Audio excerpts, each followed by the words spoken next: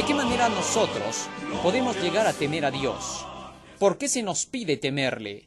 Mientras en el mundo se están levantando nuevas ideas que tienen que ver directamente con el no temor a Dios, enseñando que como Dios es amor no necesitamos temerle. Oiga, la Biblia nos pide hacer otra cosa, que debemos temerle. Y eso no significa en ningún momento que Dios no sea amor, ni que no sea un ser bueno que quiera nuestra vida eterna. Hay que entender a qué se refiere el temor de Dios, enseñado en su palabra, y desde qué ángulo se lo presenta. Puesto que aquí la Biblia dice que debemos temer a Dios y darle gloria en esta hora de juicio, para que podamos salir libres de la condenación del pecado y podamos entrar libremente en el reino de los cielos. Jesús nos dijo que estuviésemos alertas cuando veamos todas estas cosas. Ya las estamos viendo. Ya hemos analizado en nuestros temas anteriores el tiempo en que estamos. Las profecías se están cumpliendo. Y Jesucristo dijo: de la higuera aprended la parábola. Cuando ya su rama se enternece y las hojas brotan, sabéis que el verano está cerca. Versículo 33, San Mateo 24, 33. Así también vosotros, cuando viereis todas estas cosas, sabed que está cercano a las puertas. De hecho que Jesucristo está cercano y a las puertas. Si usted siente cierto temor por lo que escucha las profecías, sepa usted que ese temor es bueno, es normal. Gracias a ese temor, usted decidirá apartarse del mal. En el libro de Proverbios, en el capítulo 16, y en el versículo 6, las Escrituras enseñan lo siguiente, y recuérdese que el libro de Proverbios fue escrito por el gran sabio Salomón, es decir que cualquier ser humano en la tierra pues no va a poder contrarrestar lo que él ha dicho. Va a tener que comprender y aceptarlo porque el gran sabio lo declaró, y no hay nadie que lo haya superado en sabiduría. Salomón es insuperable, todavía no ha nacido el segundo Salomón, no ha venido al mundo. Proverbios capítulo 16, versículo 6 dice: con misericordia y con verdad se corrige el pecado, pero con el temor de Jehová los hombres se apartan del mal. El sabio nos está diciendo que con el temor de Jehová los hombres se apartan del mal. Obviamente que el temor producido por Dios es un temor muy especial. Solo Él lo sabe producir de tal manera que logra que el ser humano se aparte del mal. Bueno, entonces, ¿cómo es esto? Porque cualquier otro temor producido por el ser humano no nos va a apartar del mal. Por el contrario, nos va a hacer permanecer en él, o simple y llanamente vamos a razonar al revés. Bueno, entonces, ¿cómo funciona este temor? Ahora lo vamos a ver. Libro de Isaías, capítulo 8. Isaías, capítulo 8. Mientras en el mundo se nos está enseñando que no hay que temer a Dios, ¿qué nos dice el profeta Isaías? Capítulo 8, versículo 13. A Jehová de los ejércitos, a Él santificad. Sea Él vuestro temor, y Él sea vuestro miedo. Fíjese, qué opuestas estas palabras a las que escuchamos ahora a la mayoría de dirigentes religiosos de una y otra denominación, a la mayoría de psicólogos, a los supuestos y llamados maestros espirituales, a los consejeros supuestos de la tranquilidad y la paz, los antiestrés. Qué distinto, ¿no? Mientras la Biblia dice a Jehová de los ejércitos, a Él santificad, a Él sea vuestro temor y vuestro miedo, todos esos movimientos que se declaran ser muy sabios enseñan a que no debemos temerle a Dios. Y encima, repito, dicen que porque Dios es amor. Oiga, Dios es amor y Él mismo está diciendo que hay que temerle. Pero entonces, ¿cómo? Sigamos viendo. Libro de Proverbios, capítulo 2. Proverbios, capítulo 2.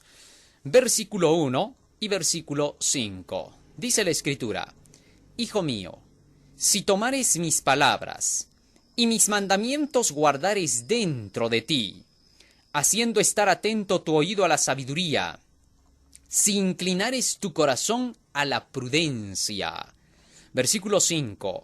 Entonces entenderás el temor de Jehová y hallarás el conocimiento de Dios. La Escritura nos enseña que cuando nosotros obtenemos el conocimiento de la palabra, cuando estudiamos los mandamientos de Dios, cuando los guardamos en nuestra vida, cuando nosotros analizamos la verdad, descubrimos en ella el temor de Jehová. Oiga, o sea que las enseñanzas de Dios son las que van a producir el temor necesario para que nosotros nos apartemos del mal. Ah, ya, esto ya se va armando. De manera que entonces, el temor que nosotros le vamos a tener a Dios está en relación con la enseñanza que nos va a proporcionar. Ahora, ¿qué enseñanzas nosotros podemos ver en las Santas Escrituras, en la Biblia? Porque acá dice que si nosotros estudiamos la palabra, los mandamientos de Dios, sus enseñanzas, estas van a producir temor en nosotros. Cuando venimos a sus enseñanzas, vemos las historias de los patriarcas, de los profetas, de los apóstoles, de Jesucristo mismo. Y en las vidas de ellos vemos que muchos de aquellos que son llamados los santos hombres de Dios en el Antiguo Testamento, oiga, cometieron errores. Y vemos los resultados de esos errores. Y al ver los resultados de esos errores entendemos que no debemos volverlos a repetir, que debemos evitarlos. Y que la única forma de poderlo hacer es conociendo acerca de esa verdad que nos va a ayudar a entender qué cosa es lo correcto y qué cosa es lo incorrecto. De manera que el conocimiento de la palabra del Señor va a infundir temor en nosotros para no cometer los errores que ellos cometieron. Al ver todo eso, vamos a darnos cuenta de que es necesario depender de Dios. ¿Ahora comprende a qué se refiere con el temor de Dios? Oiga, simplemente se refiere al conocimiento de la verdad que nosotros vamos a obtener como advertencia de lo que es correcto y lo que es incorrecto. Libro de Gálatas, capítulo 6, versículo 7. La Biblia enseña que las acciones que realicemos van a tener sus reacciones. Esto se llama la ley de la siembra y la cosecha. Por tanto, por más de que nosotros quisiéramos hacer un acto malo y cosechar algo positivo de ello, no podremos hacerlo. ¿Sabe por qué? Porque ya está determinado, ya ha sucedido en la historia el acto con su resultado, y la Biblia nos lo cuenta para poder saber qué es lo correcto y lo incorrecto. Ahí es donde actúa nuestro temor. Gálatas capítulo 6, versículo 7. No os engañéis, Dios no puede ser burlado, que todo lo que el hombre sembrare, eso también segará. Esta es una ley inviolable, no va a cambiar. Así como está escrita, así va a suceder. En el libro de Jeremías, en el capítulo 2, el profeta Jeremías habla acerca del resultado de no temerle a Dios, es decir, de no seguir su advertencia, de no darle importancia. Tu maldad te castigará, Jeremías 2:19.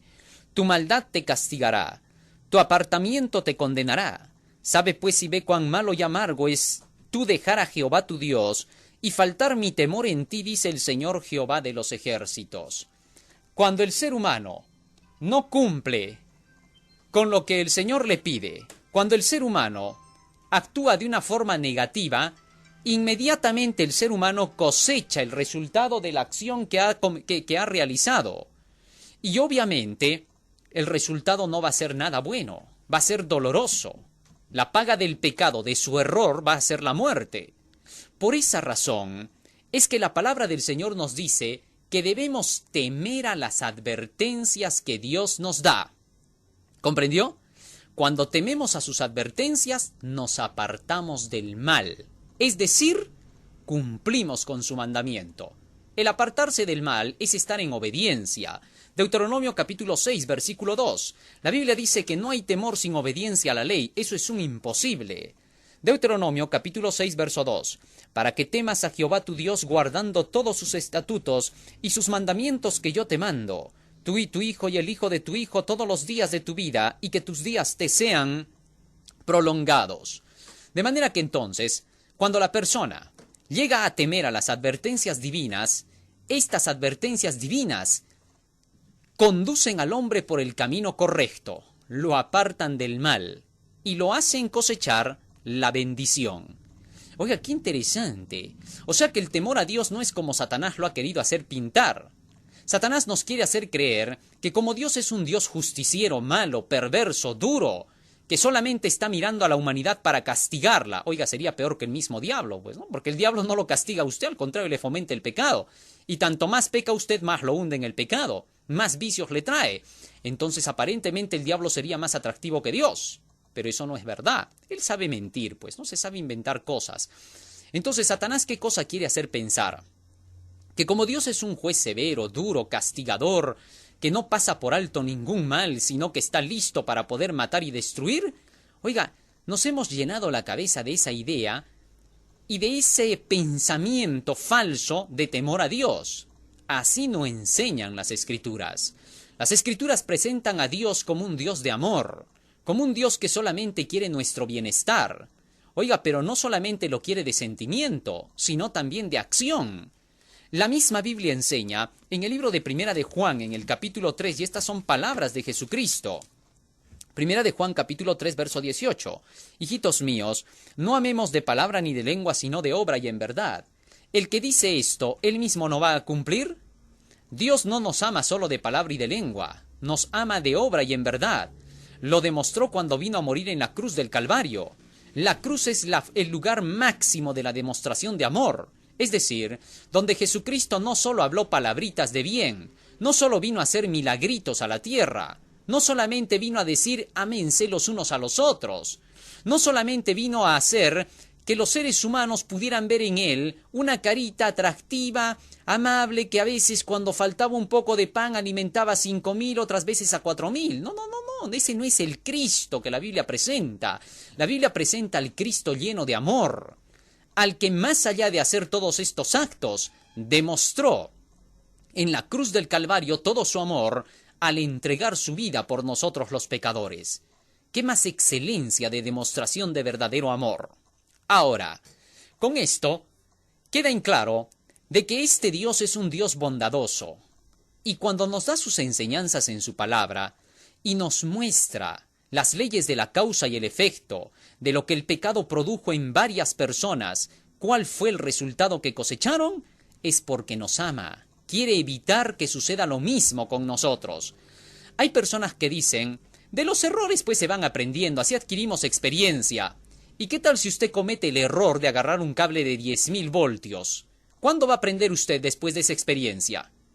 Oiga, tenemos que ser más realistas y centrados en estos detalles. Necesitamos comprender que no necesitamos cometer errores, que podemos evitarlos.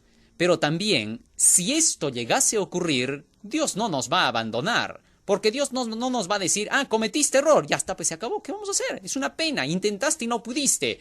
Claro, fuiste sincero, pero igual te vas al infierno. ¿Cómo va a ser así, pues, Dios?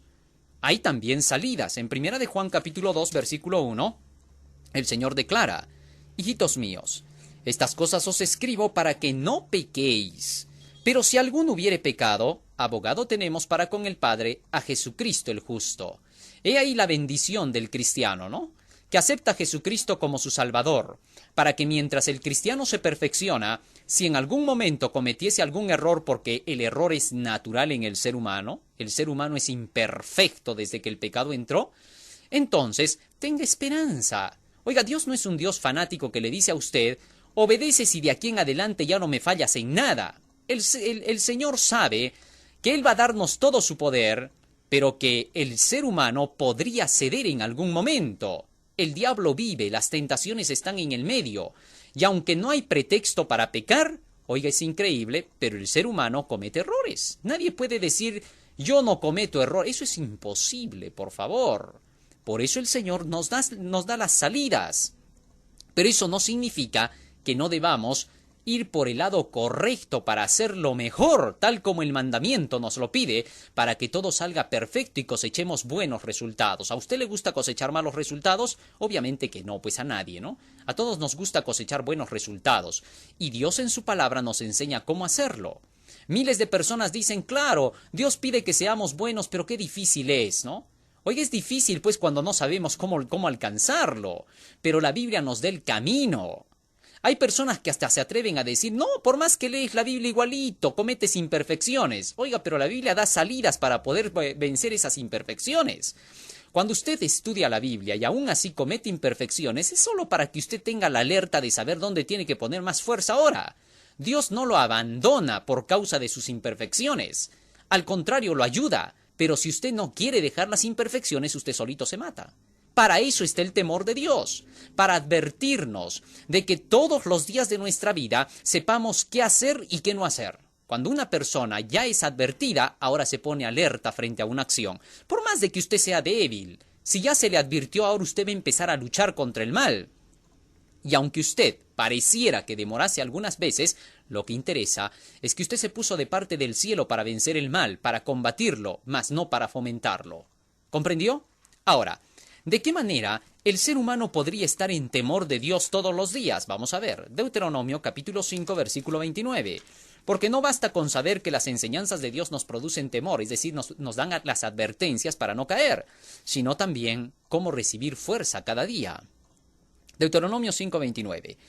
¿Quién diera que tuviesen tal corazón, que me temiesen y guardasen todos los días todos mis mandamientos, para que a ellos y a sus hijos les fuese bien para siempre? Fíjese lo que dice aquí el Señor. ¿Quién diera que tuviesen tal corazón que me temiesen y guardasen todos los días mis mandamientos? Lo que Dios pide es que todos los días estemos escudriñando su palabra, para que todos los días podamos guardar sus mandamientos. Nadie puede guardar los mandamientos de Dios si Dios no le enseña cómo hacerlo. Usted puede saber los mandamientos de la ley de Dios, puede repetir los 10 mandamientos de memoria, puede hacerlo, y sin embargo usted no tener la fuerza para obedecerlos, porque no basta con conocer los 10 mandamientos y repetirlos de memoria. También debemos saber cómo obedecerlos. Y aquí la Biblia dice que Dios quiere que nosotros le temamos, es decir, que escudriñemos su palabra todos los días y que obedezcamos así. Así se va a cumplir para que temas a Jehová tu Dios guardando sus mandamientos y sus estatutos. No hay otra manera.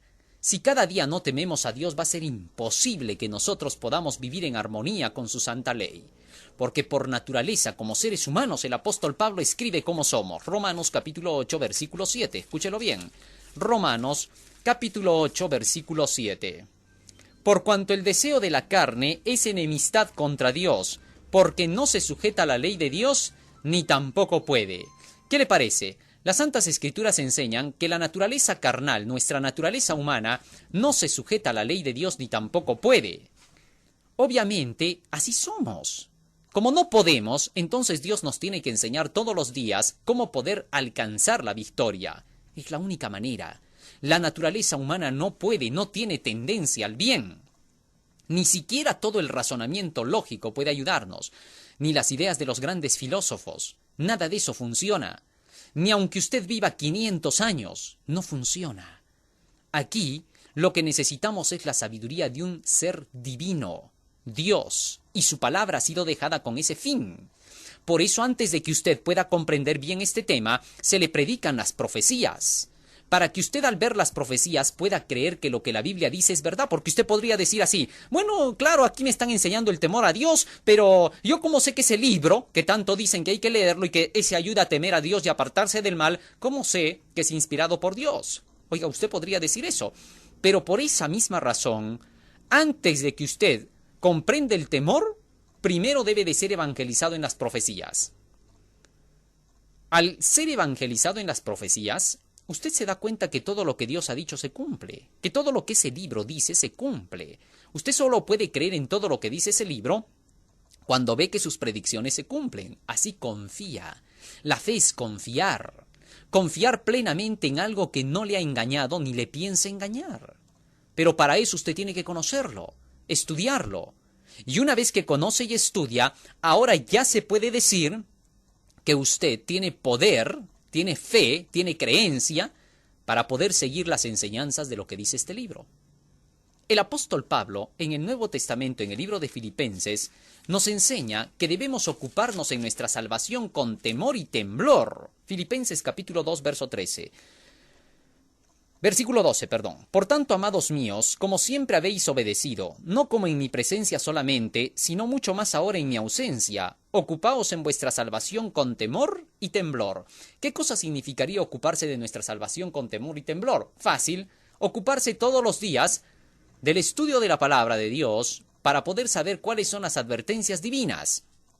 Y al temer cometer los errores de los cuales nos advierte la palabra, vamos a comenzar a evitarlos. ¿Sabe que desde el primer momento que usted dobla sus rodillas y dice, Señor, voy a hacer tu voluntad, aunque usted no tenga las fuerzas, aunque usted sea un vicioso del pecado, ¿no? Ya sea el licor, la lascivia o lo que usted tenga como debilidad, pues todos tienen debilidades, ¿no? Usted no debe avergonzarse de tener debilidades, debe avergonzarse de no quererlas abandonar. Eso es muy distinto. A veces cuando alguna persona comete un pecado, comete un error, oiga, horror para muchos. Uy, qué terrible, qué vergüenza. Claro, en realidad el pecado es terrible, no vamos a tapar pues tampoco al pecado. Pero por favor, el ser humano es tendiente. Por lo tanto, lo horroroso sería que el ser humano no quiera dejar el pecado. Siendo que somos débiles por naturaleza, lo que debemos hacer es buscar ayuda en Dios, en su palabra, para vencer este mal, porque los pecados sí traen consecuencias terribles. ¿Correcto? Cuando son cometidos, nos hacen sufrir y hacen sufrir a los que están en el medio, porque a veces los pecados que se cometen dañan también a los que están frente a nosotros o al lado nuestro. Entonces, por esa razón, lo que se pide de nosotros es que tengamos que abandonar nuestras debilidades, pero para abandonarlas primero hay que descubrirlas, y luego de descubrirlas hay que saber cómo abandonarlas. No basta con desearlo. Usted puede desear ser bueno, puede desear abandonar su pecado, pero del deseo al hecho, como dice el dicho, hay mucho trecho. Oiga, esto es clarísimo. Así que lo que nosotros necesitamos hacer es aprender bien el camino por el cual tenemos que andar, y eso solo se puede lograr cuando se estudia la palabra todos los días de nuestra vida. Así tememos a Jehová cada día que pasa de nuestras vidas. Ahora, en todos los tiempos, los hijos de Dios fueron temerosos de Dios.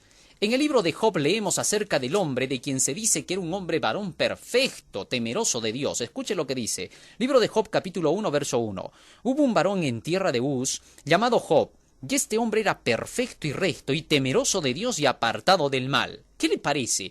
Fíjese cómo se habla acerca de este gran patriarca. Oiga, Job es mencionado en todo lugar del mundo por los cristianos como un ejemplo de paciencia, de bondad, que pudo resistir las peores pruebas jamás infligidas a los seres humanos. Oiga, y se ve la paciencia de Job. Y muchas personas dicen, para ser como Job, ya pues este nació así. No, eso no es verdad. Acá dice que Job alcanzó esto porque era temeroso de Dios y apartado del mal. Es decir, era una persona que conocía a Dios, que escuchaba de sus palabras, oía las enseñanzas del mismo Dios, recibía la inspiración del conocimiento divino. Y esto, al morar dentro de su mente, estas enseñanzas, son las que hicieron de Job lo que fue. Para que Jesucristo se vaya hasta la cruz del Calvario, con la seguridad de que iba haciendo algo correcto, tenía que tener pues enseñanzas en la cabeza. No es que a Jesucristo le salía de pronto y decía, bueno, habrá que ser pues buenito, me cargaré la cruz, que me azoten, que me golpeen, y ya pues luego les diré, Padre, perdónalos porque no saben lo que hacen, y haré pues todo eso.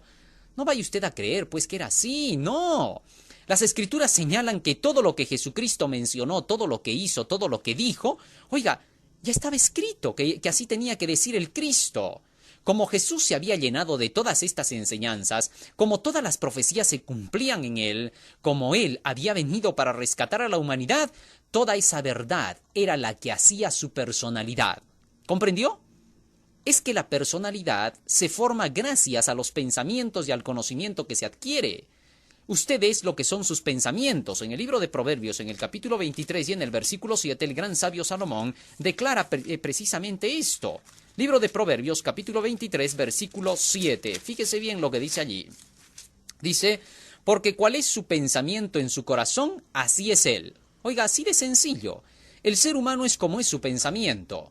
De manera que para que Jesucristo fuese hasta la cruz, como fue, y resistiera como resistió, y hablara como habló, es porque estaba lleno de la palabra de Dios, estaba lleno del Espíritu. Y eso hacía que Jesús actuara de esa manera.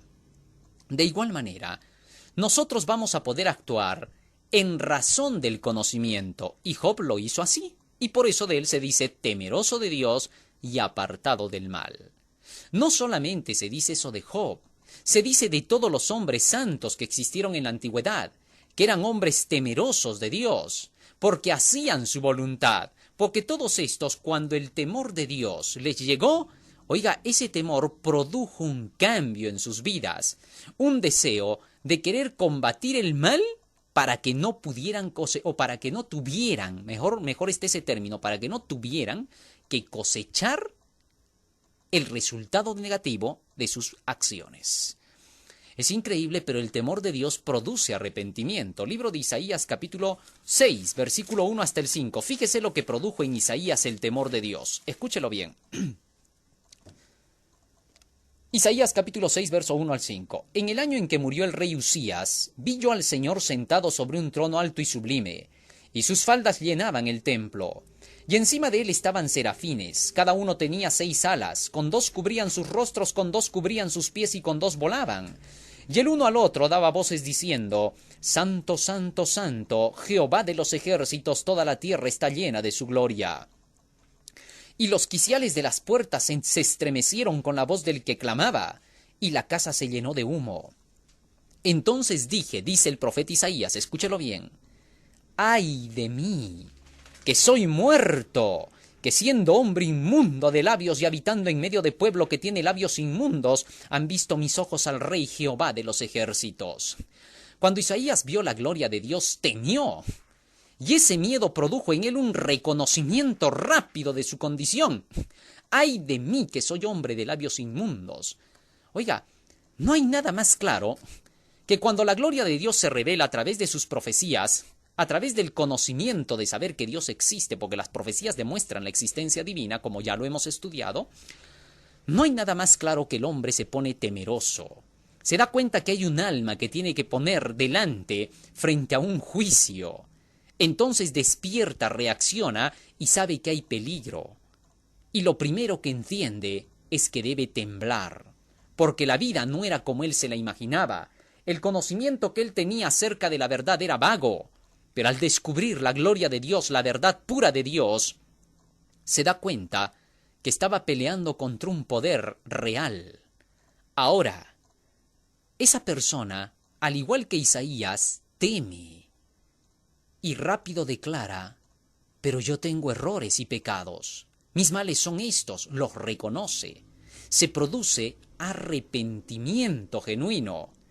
El versículo 6 sigue diciendo, y voló hacia mí uno de los serafines teniendo en su mano un carbón encendido, tomado del altar, con unas tenazas, y tocando con él sobre mi boca dijo, he aquí que esto tocó tus labios, es quitada tu culpa y es limpio tu pecado. ¿Qué le parece?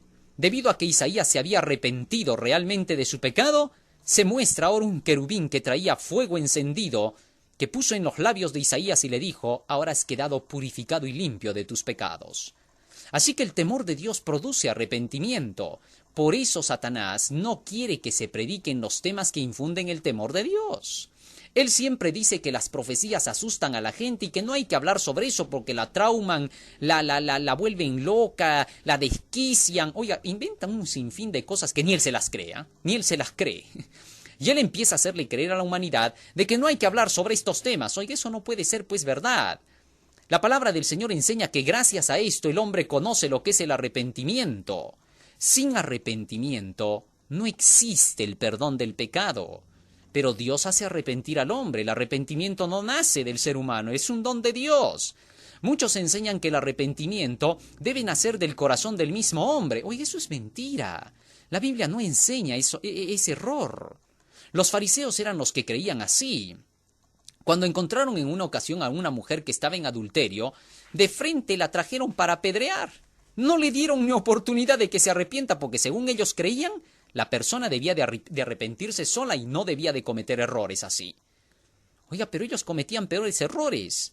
Así que Jesucristo les iba a dar una gran lección. Después de que trajeron a la mujer y dijeron, Señor, la ley de Moisés manda apedrear a las tales, pero no dijeron que la ley de Moisés también enseñaba los sacrificios y los rituales, de eso ni se acordaron. Es increíble, pues, ¿no? Y entonces le dijeron a Jesús, ¿tú pues qué dices? ¿Qué vamos a hacer con esta mujer? Jesucristo no respondió palabra, simplemente se agachó y empezó a escribir. Así que los hombres, al ver que Jesucristo no les hacía caso, le dijeron, Maestro, ¿qué vamos a hacer con esta mujer? Jesucristo se levantó y dijo, bueno, el que no tenga pecado que lance la primera piedra. Oiga, toditos se quedaron maravillados de la respuesta de Cristo. Y Jesús siguió escribiendo en tierra. Ellos inmediatamente reconocieron ahora su mala acción. se dieron cuenta de que estaban acusados de pecado. ¿Por qué? Bueno, sencillo, porque las leyes de Moisés enseñaban que el que debía de llevar la acusación era el marido, y ahí no estaba el marido. El esposo debía de ser quien presentara la acusación, según las leyes de Moisés. Y también decían las leyes de Moisés que si los acusadores eran testigos falsos, ellos mismos debían de ser apedreados. Se les pagaba con lo que ellos mismos pensaban hacer. De manera que cuando se dieron cuenta de que Jesús les estaba señalando su pecado al decirles que lance la primera piedra el que no tenga pecado, y él no se refería a cualquier pecado, ¿ah? ¿Por qué? Porque así pues jamás se hubiera cumplido el castigo del Antiguo Testamento de que había que apedrear a los que cometían males. En esta ocasión, Jesucristo estaba dando la lección de que ellos estaban pecando al ser testigos falsos. Como se dieron cuenta de esto, botaron las piedras y se fueron. Y entonces la mujer, al darse cuenta de que no había nadie, Jesús le dijo: ¿dónde están los que te condenaban? ¿No hay ninguno? No, ninguno, Señor. Tampoco yo te condeno. Es decir, tampoco te puedo condenar porque las leyes de Moisés no enseñan que yo pueda ser quien dictamine juicio sobre ti. Oiga, Jesucristo era obediente a las leyes, perfecto. Por eso es que él sabía que si él dictaminaba sentencia contra la mujer, los romanos se le venían encima. Y si él mismo decía: tú no eres pecadora, yo te absuelvo de pecado, los judíos se le venían encima. Sabiendo esto, Jesucristo dejó que las leyes solas tuviesen que determinar el asunto y dijo: ni yo te condeno. Pero eso sí, le recordó que él sabía que había pecado: vete y no peques más. De esa manera la mujer, oiga, aprendió lo que era arrepentirse. Al darse cuenta del perdón que Jesucristo le ofreció, de la oportunidad nueva que se le estaba dando, la mujer decidió hacer un cambio. Fíjese bien, Jesucristo enseña el arrepentimiento. Los fariseos creían que no, que el hombre debía de arrepentirse solo. Jesucristo provocó el arrepentimiento en la mujer, y hasta el día de hoy sigue provocando ese arrepentimiento. No quita la sanción del pecado, pero sí enseña que podemos tener una segunda oportunidad. Ahora, si quitamos el temor de la tierra, si enseñamos que no hay que temer a Dios, estaríamos como los fariseos, enseñándole a la gente que Dios no produce el arrepentimiento, sino que el hombre se arrepiente solo. ¡Falso! No hay un error más grande que ese. En el libro de Isaías, en el capítulo 30, versículo 9 hasta el 11, la Biblia dice que desde la antigüedad, desde los días del profeta Isaías, oiga, los hombres rechazaban el lado profético y la ley. ¿Por qué? Porque estos eran los medios que Dios puso para el arrepentimiento del hombre. Versículo 9. Este pueblo es rebelde, hijos mentirosos que no quieren oír la ley de Jehová. Que dicen a los videntes: no veáis, y a los profetas: no nos profeticéis lo recto.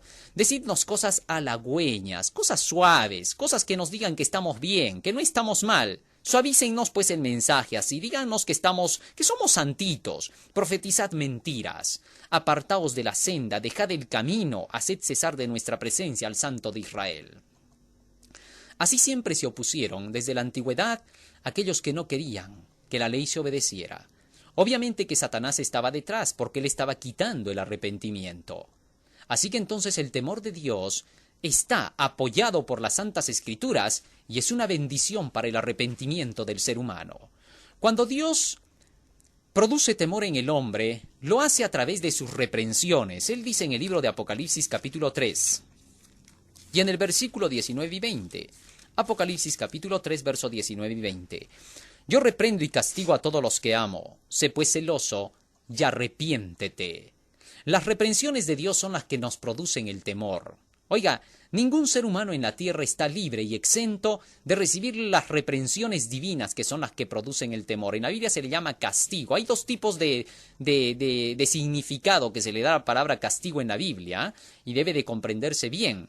Una es el castigo de reprensión, de disciplina, de llamado de atención.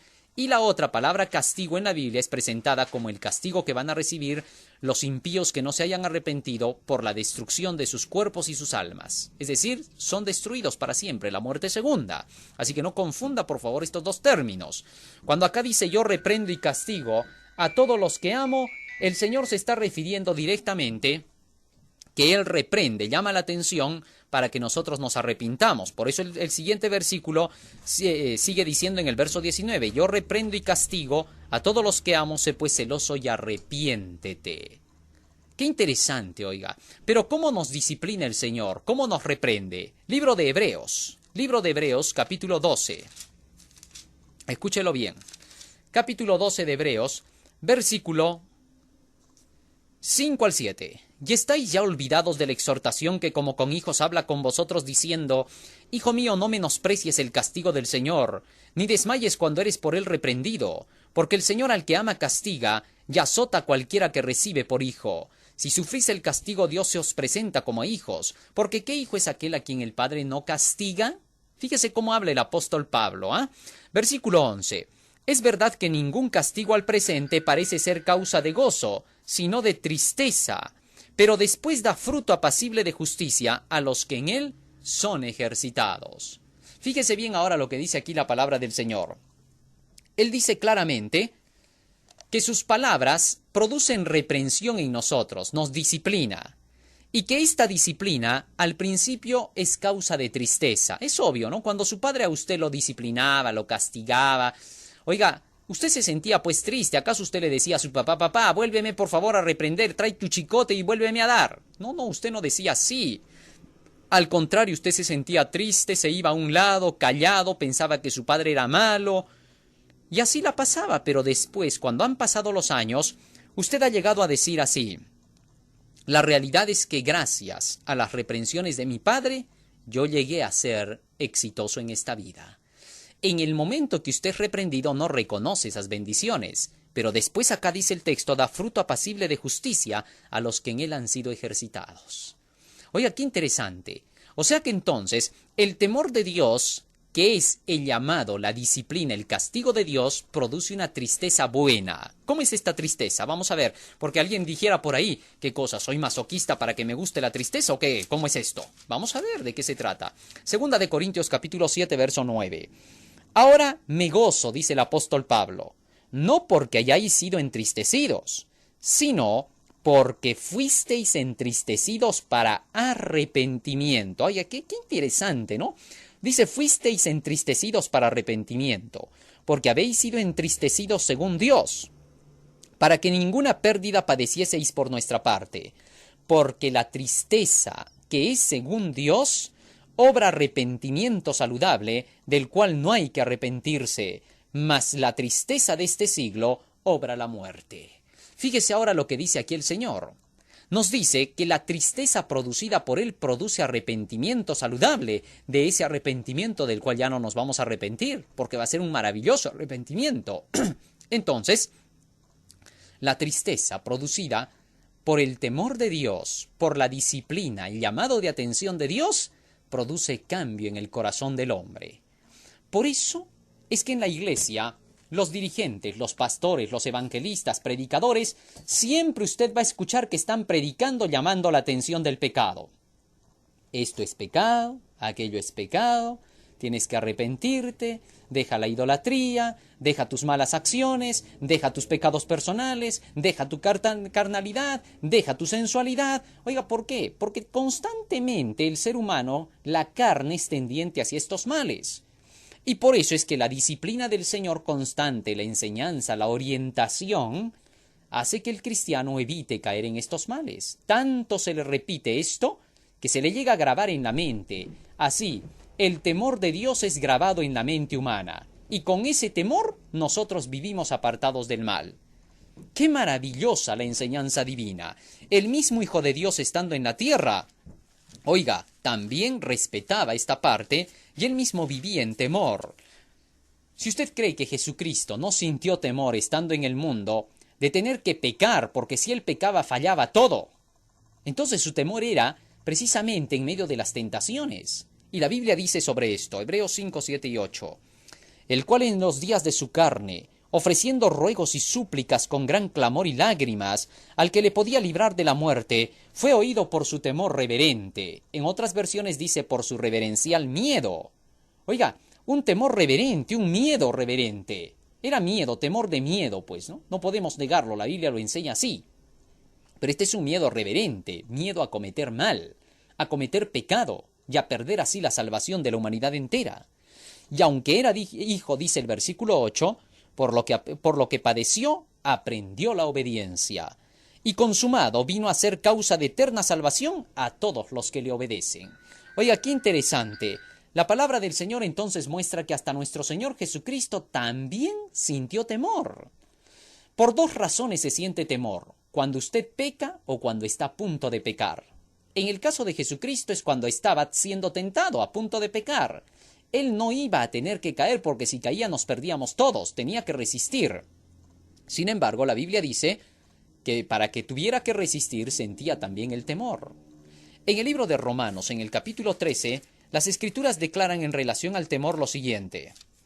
Versículo 3. Porque los magistrados no son para infundir temor al que hace bien, sino al malo. ¿Quieres pues no temer la potestad? Haz lo bueno y tendrás alabanza de ella. Así que cuando hacemos lo malo, tememos. Esa es la otra razón.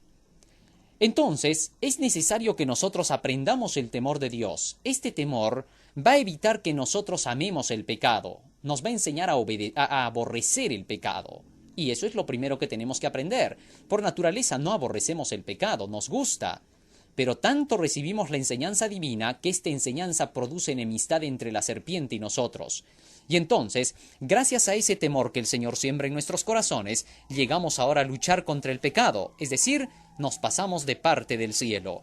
El único que no le temió a Dios fue Satanás allá en el cielo. Apocalipsis capítulo 12, la Biblia dice que se lo enfrentó, pero el resultado le produce temor hasta el día de hoy, porque los demonios también tiemblan, dice, lo malo que no obedecen estos.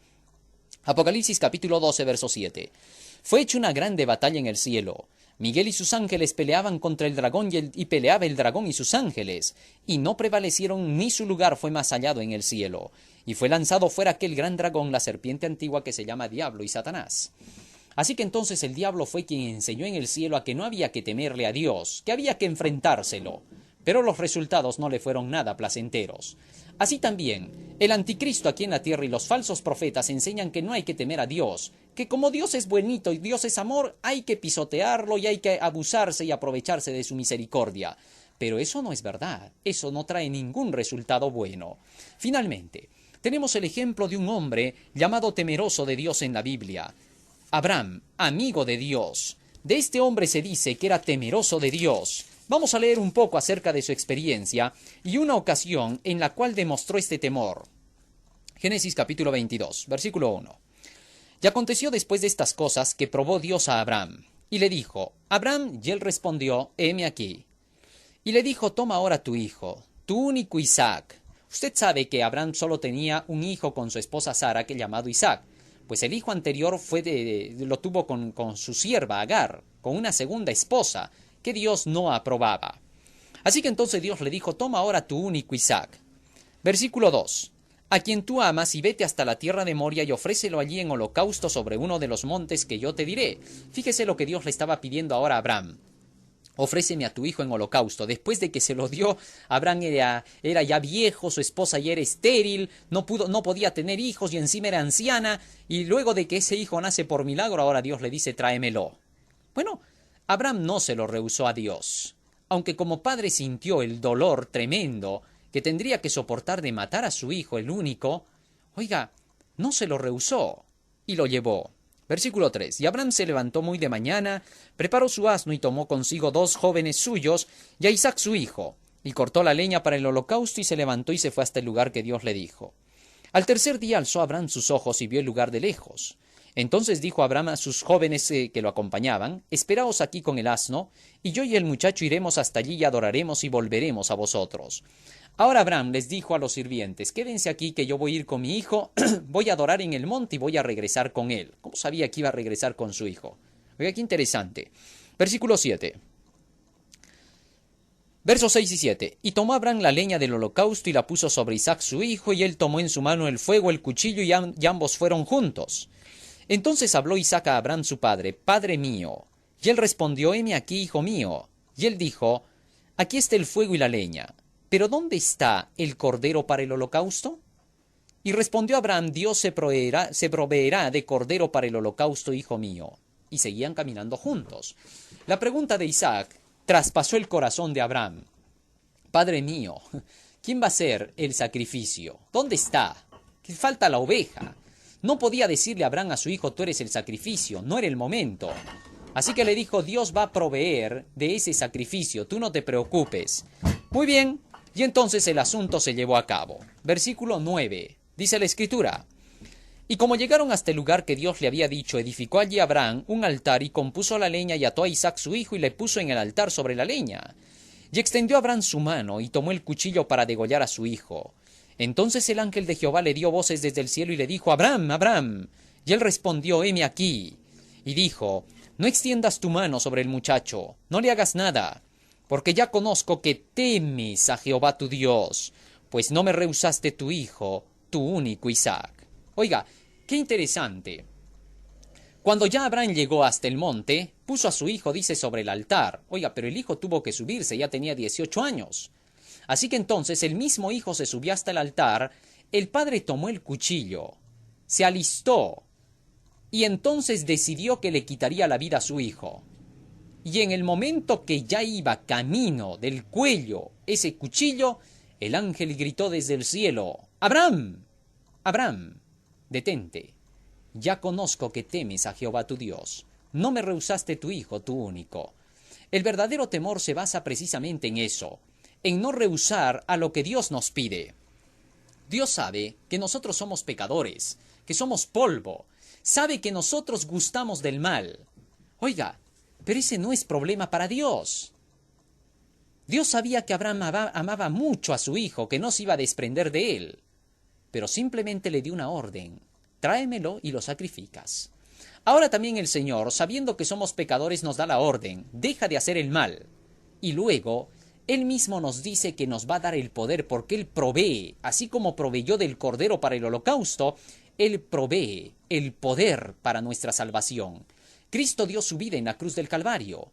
Y a través de sus enseñanzas, a través del poder que Él manifestó, porque toda potestad me es dada en el cielo y en la tierra, dijo Cristo, con ese poder de su palabra, ahora nos va a enseñar cómo nosotros tenemos que alcanzar a cumplir con el propósito que Él nos pide.